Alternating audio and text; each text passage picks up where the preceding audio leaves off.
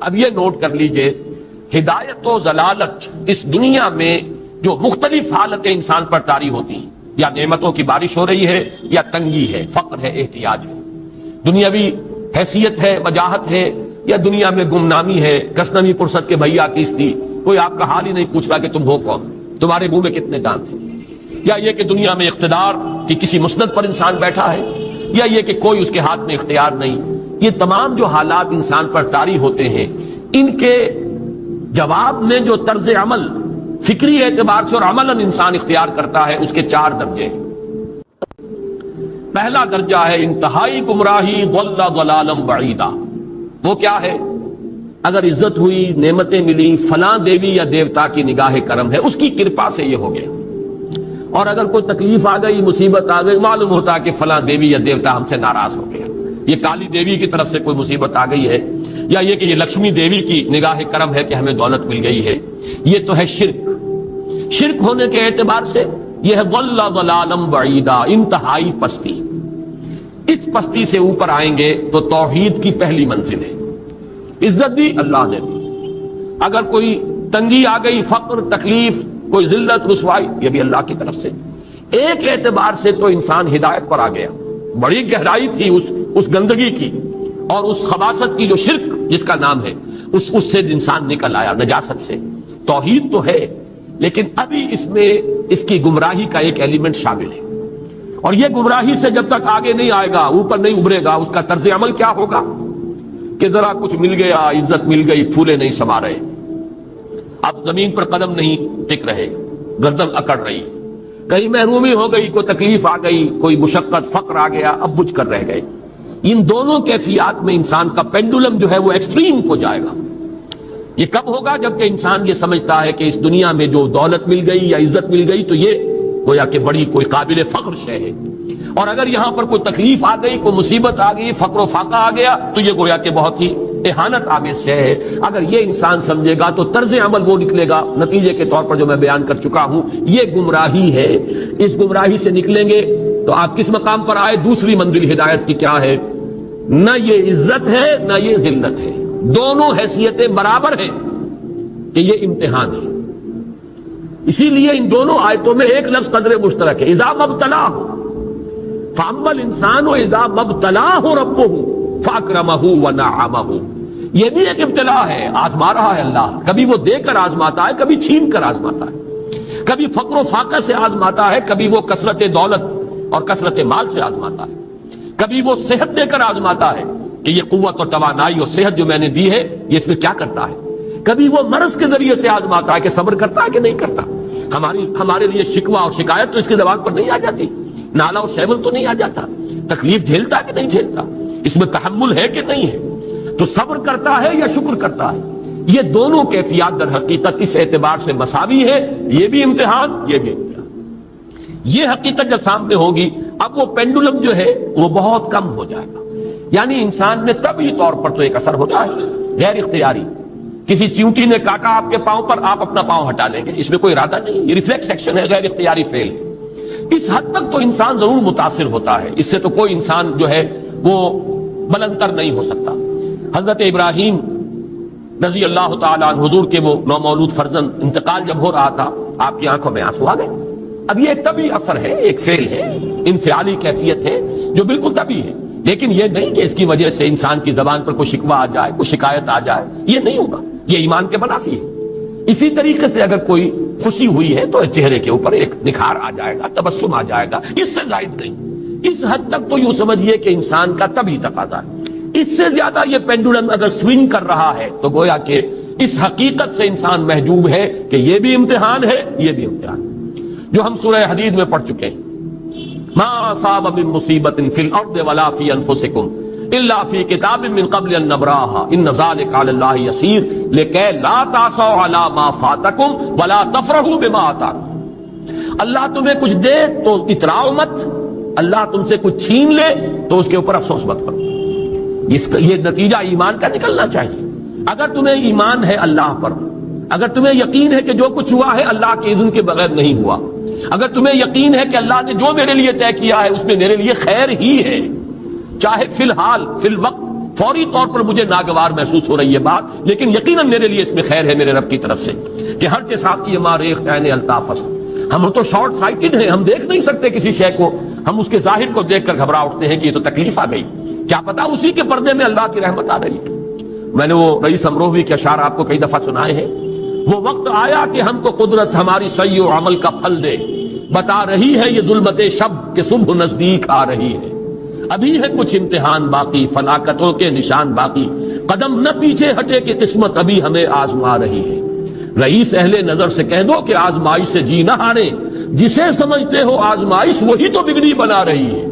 اسی آزمائش سے تو بگڑی بنے گی، اسی سے تو تمہارا خیر جو ہے اجاگر ہوگا، سامنے آئے گا، پتہ چلے گا who's who, what is what۔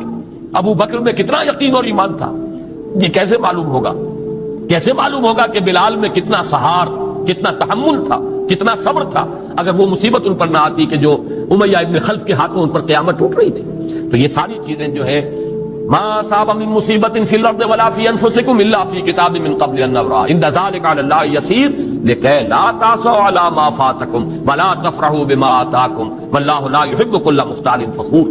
اگر اس حقیقت سے محجوب ہو جاؤ گے تو پھر اختیال اور فخر اور گھمنڈ پیدا ہو جائے گا تمہارے اندر، یا دوسری طرف مایوسی، کمر ہمت ٹوٹ کر رہ جائے گی، خودکشی کرنے کو انسان آمادہ ہو جاتا ہے، ذرا کوئی ناکامی دنیا میں آ گئی، کوئی تکلیف آ گئی۔ یہ ہے در حقیقت تیسری منزل، ہدایت کی دوسری سیڑھی۔ پہلا کیا تھا؟ نہاد ضل ضلالا بعیدا، کوئی خیر مل گیا تو کسی دیوی کی نگاہ کرم، کوئی تکلیف آ گئی تو کسی دیوتا کی ناراضگی، یہ تو ہے ضل ضلالا بعیدا۔ اس سے اوپر آئے، یہ پہلی سیڑھی ہدایت کی ہے۔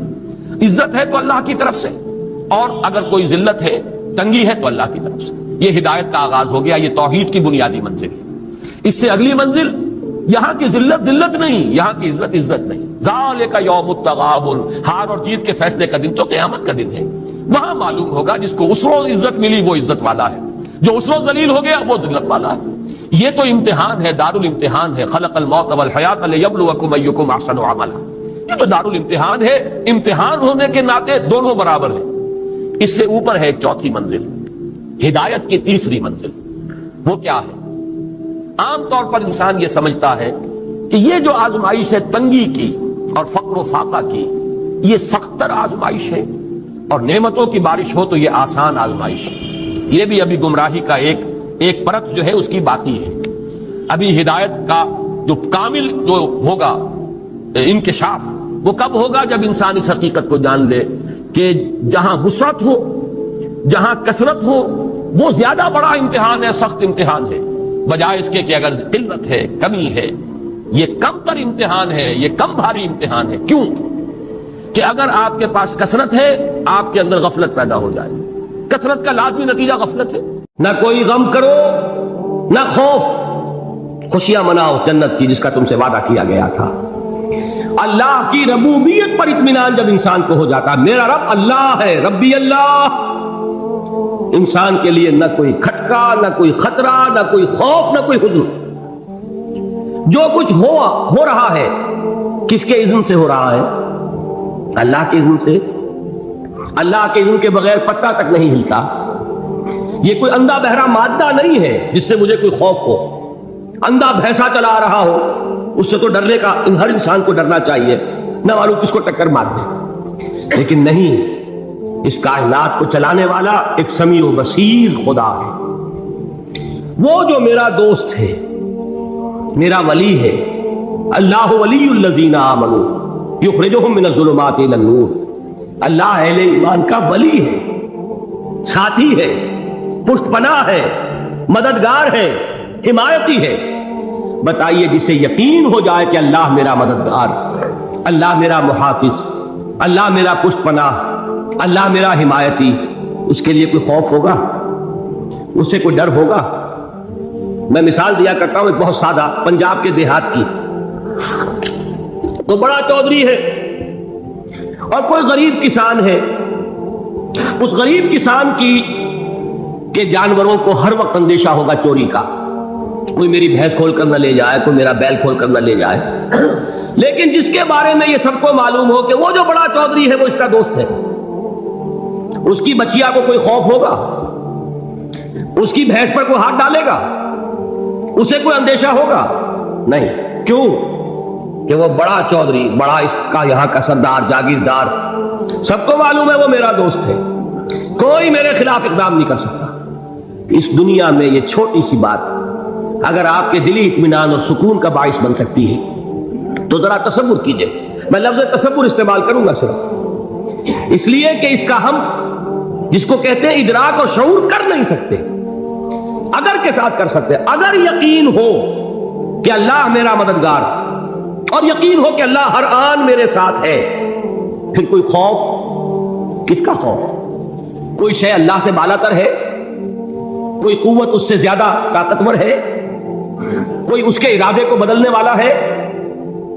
کوئی اس کی مشیت کے آڑے آنے والا ہے؟ یہی بات ہے جو حضور نے فرمائی۔ یہ ایمان کا حاصل ہے لب لباب، کہ دیکھو اچھی طرح اس بات کو ذہن نشین کر لو، اگر تمام انسان مل کر تمہیں کوئی نقصان پہنچانا چاہے نہیں پہنچا سکتے مگر جو کچھ اللہ نے لکھ دیا ہو، اور تمام انسان مل کر تمہیں کوئی نفع پہنچانا چاہے نہیں پہنچا سکتے مگر وہ شے جو اللہ نے طے کر دیا۔ آپ پھر میں کہوں گا ذرا طاری کیجئے، اسے فرض کیجئے، اسے سوچئے، اگر اس حدیث پر ہمارا دل ٹھکا ہوا ہو تو کسی سے ڈر ہوگا؟ یہ مجھے نقصان نہ پہنچا دے، یہ میری رپورٹ خراب نہ کر دے، یہ میری انکریمنٹ نہ رکوا دے، یہ میرا یہ نہ بگاڑ دے، یہ میرا یہ نقصان نہ پہنچا دے۔ اس کا ڈر، اس کا ڈر، اس کا خوف، اس کی خوشامد، اس کے لیے جا کر طرح طرح سے اپنی عزت نفس کو ذلیل کروانا اس کے سامنے، یہ سب کچھ کیوں کرتا ہے انسان؟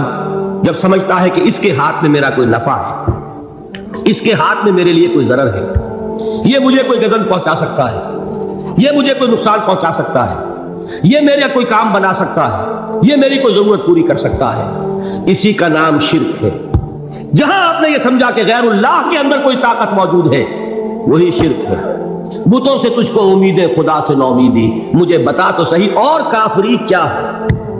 شرک تو یہ ہے جس پر بھی تمہیں یہ خیال ہے، کلمہ ہے یہ کلمہ سوم، لا حول ولا قوت الا باللہ، ذرا اس پر دل کو کبھی اگر آپ تصور کریں، پھر فرض کریں، دل ٹھک جائے اس پر، کوئی طاقت نہیں۔ یہی بات تھی جو شیخ عبد القادر جیلانی رحمۃ اللہ علیہ نے اپنی وصیت میں اپنے بچے سے کہی۔ 11ویں دینے والے ہیں لیکن حضرت شیخ عبد القادر جیلانی کی وصیت اور تعلیمات کو کتنے لوگ ہیں جانتے ہو؟ یہ جن مقامات تک پہنچے ہیں وہ کس چیز کی بدولت پہنچے؟ انہوں نے جو پیغام دیا وہ کیا تھا؟ اے میرے بچے، جس طریقے سے قرآن مجید میں حضرت لقمان کی نصیحتیں جو ہے نقل کر دی گئی ہیں، میں یہ عرض کروں گا بالفرض اگر قرآن حضرت عبد القادر جیلانی کے بعد نازل ہوا ہوتا تو شیخ عبد القادر کی یہ نصیحتیں بھی قرآن میں درج ہوتی۔ اتنی اونچی نصیحتیں ہیں۔ اے میرے بچے، اس حقیقت کو ذہن نشین کر لے، لا فاعل فی الحقیقت ولا مؤثر الا اللہ، اس کائنات میں نہ کوئی فاعل حقیقی ہے نہ مؤثر حقیقی ہے سوائے اللہ۔ کسی شے میں کوئی تاثیر نہیں اگر اللہ نہ چاہے، آگ جلا نہیں سکتی اگر اللہ نہ چاہے، پانی ڈبو نہیں سکتا اگر اللہ نہ چاہے، زہر ہلاک نہیں کر سکتا اگر اللہ نہ چاہے، کوئی چیز فائدہ نہیں پہنچا سکتی اگر اللہ نہ چاہے۔ تو در در پہ کیوں سر جھکاتے ہو؟ در در پر کیوں جبیں سائی کرتے ہو؟ سب کے سامنے کیوں ہاتھ پھیلاتے ہو؟ ایک اللہ سے مانگو، ایک اللہ کے سامنے زمین پر اپنی جبین رکھو۔ لا فاعل فی الحقیقت ولا مؤثر الا اللہ۔ نظر آتا ہے ہمیں کہ پانی پیاس بجھا دیتا ہے، پیاس بجھانے کی صلاحیت پانی میں نہیں ہے، اللہ کے اذن سے۔ کھانا بھوک مٹا دیتا ہے، بھوک مٹانے کی صلاحیت کھانے میں نہیں ہے، اذن رب میں۔ دیکھیے یہی یقین تھا حضرت موسیٰ علیہ السلام کا واقعہ یاد کیجئے۔ سامنے سمندر آ گیا ہے، قوم دیکھتی ہے پیچھے کہ گرد و غبار کا طوفان، معلوم ہوا کہ فرعون اپنے لشکر سمیت آ گیا۔ لشکر جب چلتا تھا تیز رفتاری کے ساتھ تو گرد و غبار کا جو طوفان اٹھتا تھا اس کا تصور کیجیے، اور لمحہ بلمحہ وہ قریب آ رہا ہے۔ پوری قوم نے کیا کہا؟ اے موسیٰ انا لمدرکون، اے موسیٰ ہم کو پکڑے گئے۔ قرآن مجید میں تو یہاں وہ باتیں نہیں لکھی ہیں، لیکن تورات میں یہ درج ہے کہ بنی اسرائیل جھگڑنے لگے، دست و گریبان ہو گئے موسیٰ کے ساتھ۔ موسیٰ نے یہاں مروایا لا کر، اس سے تو ہم ہی بہتر تھے، وہاں کھانے کو ملتا تھا، زندگی تو تھی، بیگار ہم کر رہے تھے، موت تو نہیں تھی، اب جو کچھ ہوگا اس کا تصور کرو، جس طریقے سے ہمارے ٹکڑے اڑائے جائیں گے۔ تو لڑ رہے ہیں حضرت موسیٰ علیہ السلام سے، یہ تورات کی تفصیل ہے۔ قرآن میں صرف اتنا آیا ہے، پریشان ہو کر انہوں نے کہا انا لمدرکون، موسیٰ ہم کو پکڑے گئے۔ اس وقت موسیٰ کا جواب کیا ہے؟ کلا ان معی ربی سیہدین، نہیں، میرے ساتھ میرا رب ہے، وہ راستہ دے گا۔ بتائیے کہاں راستہ نظر آ رہا ہے؟ یہ ہے ایمان بالغیب۔ راستہ نظر نہ آئے تب اللہ پر یقین ایمان ہے، جیب میں پیسے ہوں اور تب دل کو اطمینان ہے، تو ایمان کس پر ہوا؟ پیسے پر، اللہ پر نہیں۔ جب وسائل و ذرائع نہ ہو اور پھر یقین ہو کہ اللہ مسبب الاسباب ہے، وہ اسباب کا پابند نہیں ہے، وہ اسباب کا محتاج نہیں ہے، اسباب اس کے محتاج ہے۔ اگر یہ یقین ہے تو اللہ پر ایمان ہے، یہ نہیں ہے تو تمہارا ایمان اسباب پر ہے، وسائل پر ہے، ذرائع پر ہے، مادیات پر ہے، اللہ پر نہیں۔ اس وقت کہاں راستہ تھا؟ کوئی راستہ تھا؟ سمندر ہے اور ادھر سے لشکر آ گیا ہے۔ کلا ان معی ربی سیہدین۔ اب دیکھیے ایمان کہہ دینا آسان ہے، ہوا معکم اینما کنتم، جہاں کہیں بھی تم ہوتے ہو اللہ تمہارے ساتھ ہوتا ہے، لیکن اس کا یقین قائم ہو جائے تو زمین و آسمان کا فرق واقع ہو جائے۔ یہی بات ہوئی حضور کے ساتھ۔ غار ہے، چھپے ہوئے ہیں محمد رسول اللہ اور آپ کے وہ یار غار ابو بکر صدیق رضی اللہ تعالی عنہ۔ اقبال نے حضرت ابو بکر کی شان میں چند اشعار کہیں صرف، لیکن واقعہ یہ ہے کہ بھاری بھاری نظموں پر اور قصیدوں پر بھاری ہے، طویل ترین نظمیں اور قصیدے ہوں ان پر بھاری ہے۔ ہمتیں ابو بکر کی ہمت جو ہے، کشت ملت را جو ابر، جیسے بارش سے کھیتی اپجتی ہے، ابو بکر کی ہمت اور عظیمت اس امت کو اسی طرح سینچنے والی ہے۔ ثانیے اسلام و غار و بدر و قبر، وہ دوسرے تھے اسلام میں، دوسرے پہلے کون تھے؟ انا اول المومنین، حضور فرماتے ہیں سب سے پہلا ایمان لانے والا میں، دوسرے ابو بکر۔ ویسے ہمارے ہاں یہ چلتا ہے اختلاف، حضرت علی پہلے ہیں کہ حضرت ابو بکر پہلے ہیں، لیکن اس میں بڑی خوبصورت تطبیق قائم کی ہے علماء نے، اور بہت صحیح ہے۔ چار کے بارے میں فیصلہ ہی مت کرو کہ کون پہلے، ان کی ایک عجیب تقسیم کر دی ہے۔ آزاد مردوں میں، بالغ مردوں میں سب سے پہلے ابو بکر، بچوں میں سب سے پہلے علی، خواتین میں سب سے پہلے خدیجہ، اور غلاموں میں سب سے پہلے زید بن حارثہ۔ بڑی پیاری تقسیم ہے، یہ چاروں ہی پہلے ہیں، ہر ایک کے لیے اولیت ہے۔ اور واقعہ یہ ہے کہ اگر زمانی اعتبار سے تعین ہوگا تو پہلے خدیجۃ الکبریٰ آئیں گی رضی اللہ تعالی عنہ۔ کسی اور سے بات کرنے کی نوبت بعد میں آ سکتی ہے، پہلے تو اہلیہ محترمہ سے بات ہوئی، آتے ہی پہلی وحی ہوئی ہے، ابھی تبلیغ کا حکم نہیں تھا۔ کس کو بتایا واقعہ؟ ابھی اپنی نبوت کی تبلیغ کا تو حکم ہی نہیں آیا۔ واقعہ کس کا ہے؟ وہ خدیجہ کا ہے۔ جب کہا ہے کہ خشیت علی نفسی، مجھے اپنی جان کا اندیشہ ہے، تو کیا جواب دیا خدیجہ نے رضی اللہ تعالی عنہا؟ وہ صدیقۃ الکبریٰ ہے۔ صدیقات جو ہے خواتین، ان میں چوٹی پر خدیجۃ الکبریٰ ہے رضی اللہ تعالی عنہ، اور صدیق جو مرد ہیں ان میں صدیق اکبر ہے ابو بکر صدیق رضی اللہ تعالی عنہ، لیکن صدیقات میں چوٹی پر۔ جب حضور نے فرمایا خشیت علی نفسی، کیا فرمایا؟ کیا عرض کیا؟ کیسے تسلی دی؟ نہیں، اللہ آپ کو ضائع نہیں کرے گا، آپ غریبوں کے ہمدرد ہیں، آپ مساکین کے تکالیف رفع کرنے والے ہیں، آپ بیواؤں کی سرپرستی کرتے ہیں، آپ مسافروں کی خدمت کرتے ہیں، اللہ آپ کو ضائع نہیں کرے گا۔ یہ یقین ہے اس خاتون کے اندر۔ خیر وہ ایک علیحدہ بات ہو جائے گی۔ میرے دل پر حضرت خدیجہ رضی اللہ تعالیٰ عنہ کی شخصیت کا بڑا گہرا نقش ہے، جو وہ کوئی اور ہی وقت اور موقع ہوا تو بیان ہوگا۔ بہرحال اقبال نے ایک مصرے میں جو چار اولیتیں جمع کر دی ہیں، ہمتیں کشت امت را چو ابر، ثانی اسلام و غار و بدر و قبر۔ اسلام میں حضور کے بعد پہلے کون؟ ابو بکر۔ غار میں حضور کے ساتھ کون؟ ابو بکر۔ بدر کی رات اللہ کا رسول سر بسجود، وہ جھاڑ، وہ گھاس پھوس کی جو جھوپڑی بنائی گئی تھی، اور وہاں تلوار ننگی لے کر پہرا دینے والا کون؟ ابو بکر. اور اس حجرہ عائشہ میں محمد کے بعد سب سے پہلے دفن ہونے والا کون؟ ابو بکر رضی اللہ تعالی عنہ صلی اللہ علیہ وسلم. وہ جو معاملہ میں سنا رہا تھا غار ثور کا، حضرت ابو بکر بھی حضور کے خیال سے لرز گئے ہیں.